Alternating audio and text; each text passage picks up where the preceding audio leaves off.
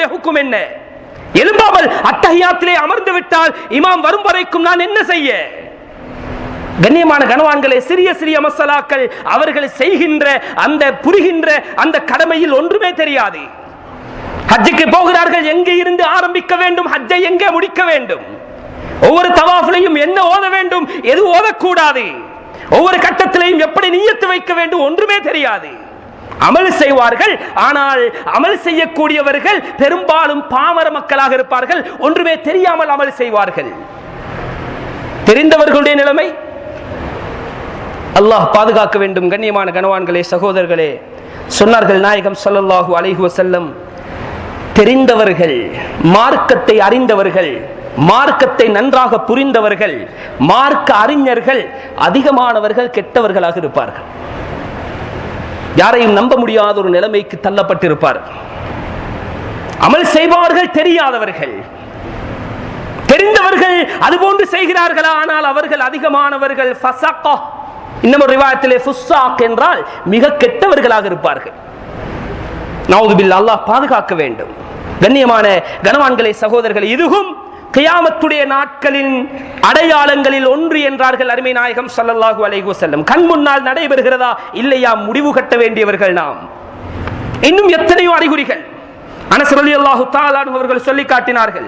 உஹத்திஸுகும் பிஹதீஸின் சமயத்துஹு மின் ரசூலில்லாஹி ஸல்லல்லாஹு அலைஹி வஸல்லம், நாயகம் ஸல்லல்லாஹு அலைஹி வஸல்லம் அவர்கள் கேட்ட ஒரு ஹதீஸை நான் உங்களுக்கு அறிவிக்க போகிறேன். அது எப்படியான ஹதீஸ் என்றால், லா யுஹத்திஸுகும் பிஹி அஹதுன் கைரி, எனக்கு முன்னால் இந்த ஹதீஸை உங்களுக்கு யாரும் அறிவித்திருக்க முடியாது. அப்படி என்றால் நான் இருக்கும் பொழுது மாத்திரம் எனக்கு தனியாக சொன்ன ஹதீஸ்.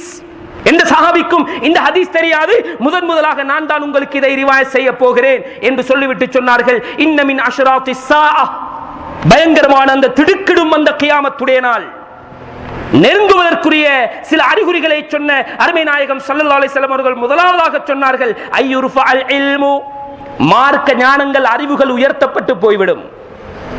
மார்க்க ஞானம் அதற்கு முக்கியத்துவம் கொடுக்கப்பட மாட்டாது. இன்னும் ஒரு ஹதீஸிலே சொன்னார்கள் அருமை நாயகம் ஸல்லல்லாஹு அலைஹி வஸல்லம், வத்துல்லிம லிகைரி தீன், திருமிதியில் இந்த ஹதீஸ் பதிவு செய்யப்பட்டிருக்கிறது.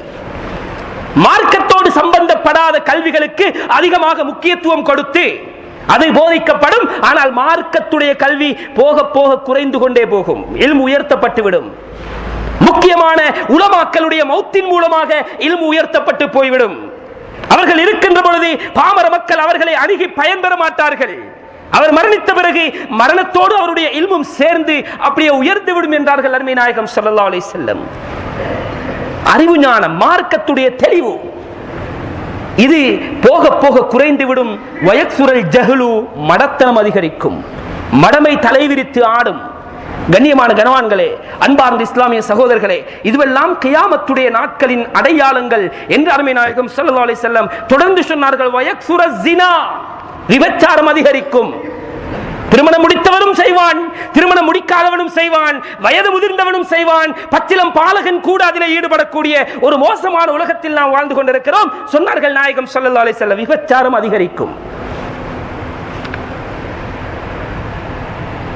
வேறு வேறு பெயர்களில், வேறு வேறு அமைப்புகளில் நிறுவனங்கள் திறக்கப்பட்டு அதில் விபச்சாரம் பாதையாக தெரு தெருவாக நடந்து கொண்டிருக்கிறதே. கண்ணியமானவர்களே, இதுவெல்லாம் அருமை நாயகம் ஸல்லல்லாஹு அலைஹி வஸல்லம் அவர்கள் கியாமத்துடைய அறிகுறி அடையாளம் என்றார்கள். வயக்ஸுரு ஷுர்புல் ஹம், சாராயம் அதிகமாக குடிக்கப்படும், அதிகமாக சாராயத்தை குடிப்பார்கள்.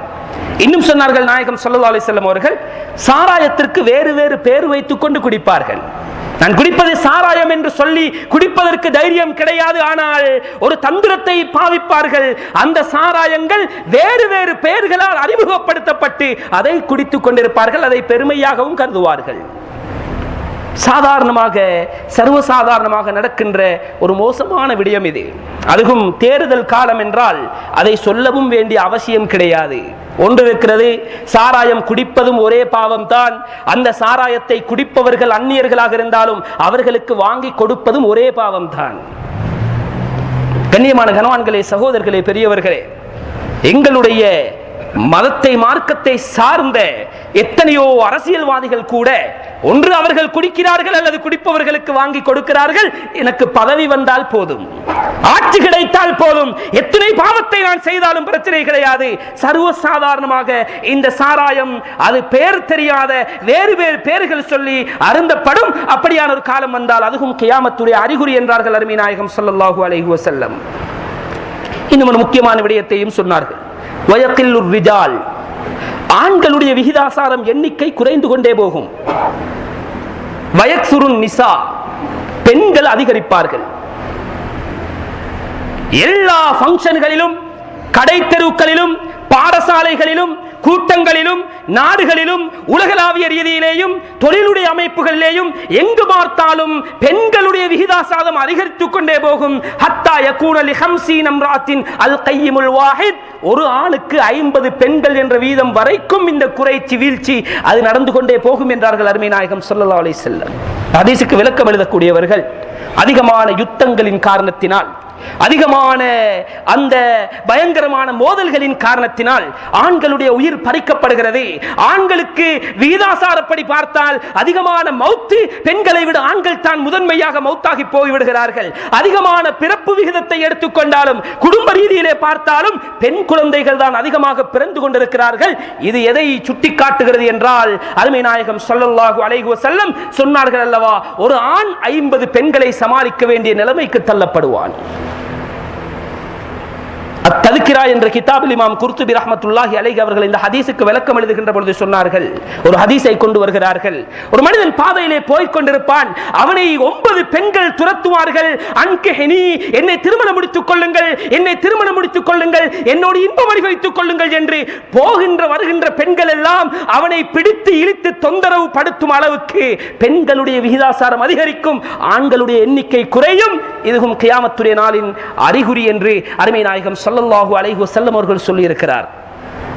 இதையும் நாம் இதனுடைய ஆரம்பத்தையும் கண்ணால் கண்டுகொண்டுதான் இருக்கிறோம். அடுத்து சொன்னார்கள், வியாஉல் அமானா, அமானிதம் அது வீணாக்கப்பட்டு விடும். நம்பிக்கை என்பது மருந்துக்கும் இருக்காது. நம்பிக்கை என்ற அந்த விஷயம் கொஞ்சம் கொஞ்சமாக குறையும்.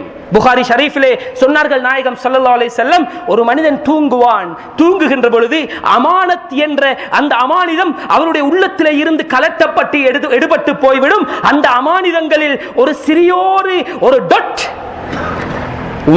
வக்த் என்று சொன்னால், அதாவது வக்த் என்று சொன்னால் ஒரு சிறியோர் புள்ளி மாத்திரம் தான் அமானிதத்திற்கு அவனுடைய உள்ளத்திலே இருக்கும். அடுத்த நாள் தூங்குவான், அதுவும் எடுபட்டு போய் சொன்னார்கள் நாயகம் ஸல்லல்லாஹு அலைஹி வஸல்லம், இந்த கூலி வேலை செய்கின்ற வேலையாட்கள் வேலை செய்து முடிந்த பிறகு அவருடைய கையிலே ஏற்படுகின்றதே, எங்களுடைய பாஷையிலே சொல்லுவதாக இருந்தால் கரகட்டை என்று சொல்லுவோம். சில நேரம் பார்த்தால் விளங்காது, அது பிடித்து பார்த்தால் தான் கொஞ்சம் சொரசொரப்பாக, கொஞ்சம் ரஃப்பாக இருக்கும்.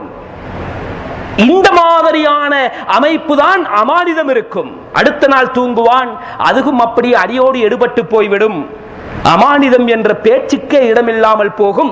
சொல்லிவிட்டு தொடர்ந்து சொன்னார்கள் நாயகம் ஸல்லல்லாஹு அலைஹி வஸல்லம், ஃபயுஸ்பிஹுன் நாஸ், காலையிலே எழும்புவார்கள், யதபாயஊன, ஒருவருக்கொருவர் கொடுக்கல் வாங்கல் செய்து கொள்வார்கள். ஃபலா யகாது அஹதுஹும் யுஅத்தில் அமானா, கொடுக்கல் வாங்கல் செய்பவர்களில் எவருமே அவர்கள் பேசிய மாதிரி செயல்பட மாட்டார்கள். நம்பிக்கையோடு நாணயத்தோடு நடந்து கொள்ள மாட்டார்கள். எதுவரைக்கும் என்றால் ஃபயுகாலு, மக்களிடத்திலே பரவலாக பேசப்படும், இன்னஃபி பனி ஃபுலானின் ரஜுலன் அமீனன், இந்த ஊரில் இன்னொரு மனிதர் இருக்கிறாராம், அவர் நம்பிக்கையான வியாபாரியாம் என்று ஒரு ஊரையே சுட்டிக்காட்டி ஒரே ஒரு மனிதன் தான் அந்த ஊரிலே நம்பிக்கையாளர் என்று பேசப்படுகின்ற அளவுக்கு அமானிதம் மனிதர்களுடைய உள்ளத்திலே இருந்து பறிக்கப்படும் என்றார்கள் அருமை நாயகம் ஸல்லல்லாஹு அலைஹி வஸல்லம். சாதாரணமாக பேசுகிறோம். சொன்னார்கள், சில பேரை பார்த்து பேசுவார்களாம், அவர் எவ்வளவு அழகான ஆற்றல் உள்ளவர், எவ்வளவு அழகான புத்திசாலி, எவ்வளவு நம்பிக்கையாக நடக்கிறார்கள் என்று பேசுவார்கள். ஆனால் பேசப்படுகின்ற அந்த மனிதனுடைய உள்ளத்தில் கடுகளவாவது ஈமான் இருக்காது. அதாவது அப்படி என்றால் என்ன அர்த்தம்? காபிர்களை பார்த்து நல்ல வியாபாரி என்று பேசுவார்கள், முஸ்லிம்களிடத்தில் அது மிக மிக குறைந்துவிடும். ஊருக்கு ஒருவர், கோத்திரத்திற்கு ஒருவர் என்ற அமைப்பிலே அந்த அமானிதம் குறைந்துவிட்டு இஸ்லாம் அல்லாத, மூமின்கள் அல்லாத வியாபாரிகளுடைய நல்ல தன்மைகளை பேச ஆரம்பித்து விடுவார்கள்.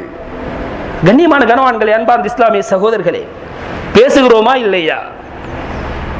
அந்நியர்களோடு செய்தாலும் நம்மவர்களோடு மாத்திரம் வியாபாரம் செய்ய முடியாது. இது எல்லா அமைப்பிலையும் எல்லா மட்டத்தில் இருந்தும் சொல்ல போனால் சொல்லுவதற்கும் வெக்கம், கேட்பதற்கும் வெக்கம். பேங்குகளிலே வேலை செய்கின்ற அந்நியர்கள் கூட எங்களுடைய சூரத்திலே நாம் போய் அங்கே ஏதாவது செய்தால் அவர்களும் சந்தேக பார்வைதான் பார்க்கிறார்களாம் என்று இந்த கசப்பான செய்தியையும் நாம் கேட்டுக்கொண்டுதான் இருக்கிறோம். அமானிதம் அப்படியே அடியோடு இல்லாமல் போய்விடும்.